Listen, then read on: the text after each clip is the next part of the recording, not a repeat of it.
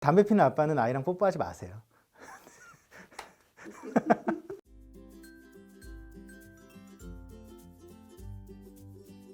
엄마 아빠가 직장 다니는지 안 다니는지, 다니신다면 언제 퇴근하시는지, 그런 것들은 아이의 컨디션이나 뭐 감기 치료 연관이 없어 보이지만 식욕 부진, 비염 이런 것들과도 연관이 되게 많거든요. 예를 들면 아빠가 퇴근이 엄청 늦은 집은 아이들이 거의 대부분 늦게 자는 경향이 있어요. 네, 왜냐하면 아빠가 오면 그때부터 이제 아빠랑 놀아야 되거든요. 근데 그런 경우도 있고, 그런 것들도 물어보죠. 아빠가 흡연하시는지. 근데 소아과에서는 그런 거 안 물어볼 거예요. 여기 감기가 왜 이렇게 많이 걸리죠? 그래요? 그럼 약 좀 더 써보죠.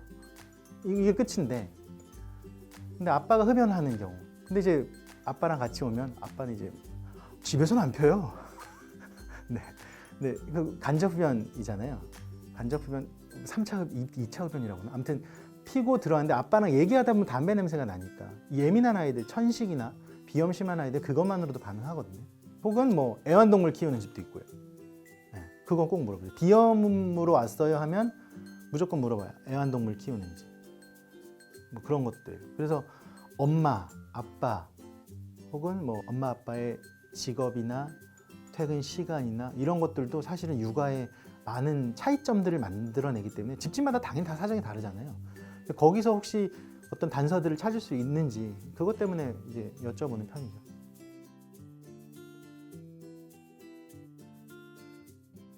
감기는 오히려 환경적으로 예를 들면 뭐 열심히 뭐 물놀이 하고 나서 추워서 감기가 걸릴 수도 있고, 뭐 감기를 다른 친구나 혹은 형제한테 옮았을 수도 있는데, 비염은 이게 어쨌든 자극원이 있어서 생기는 거라서 가장 큰 자극원은 뭐 일교차, 갑자기 따뜻한 데 있다가 추운 데 가면 재채기하고 코 비비고 막 엄청 가렵고 그런 것들, 그리고 뭐 미세먼지. 근데 사실 어쨌든 우리가 숨을 이렇게 쉬고 사니까 코 안으로 들어가는 모든 게 자극원인데, 결국은 이제 코 안으로 들어가는 건 공기잖아요. 공기 안에 이상한 게 떠다니는 공기가 들어가면 안 좋아지겠죠.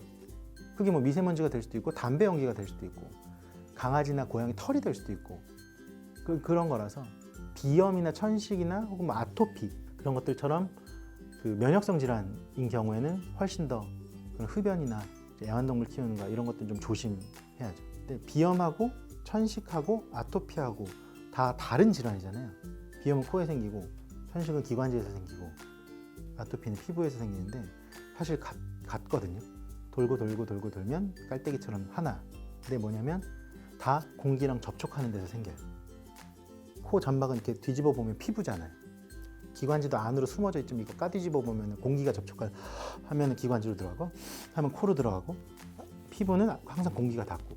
그래서 결국에는 이제 우리 몸의 가장 바깥쪽에 있는 방어선이거든요. 국경인데 거기가 예민해지는 거라서 비염이 있는 애들은 천식이 오기가 쉽고 아토피가 오기가 쉽고 서로 다 연관이 돼 있어서, 비염이 있는 애들이면 더더욱 이제 그런 담배 연기나 혹은 그런 뭐 일교차나 혹은 그런 애완동물이나 이런 거에 주의를 해야죠.